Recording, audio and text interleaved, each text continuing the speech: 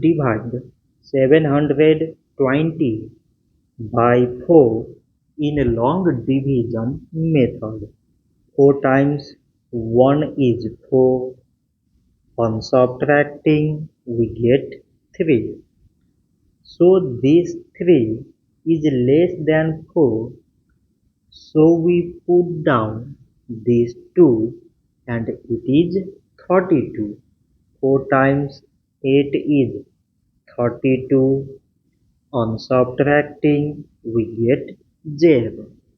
So now we have remaining this 0 which we can take here.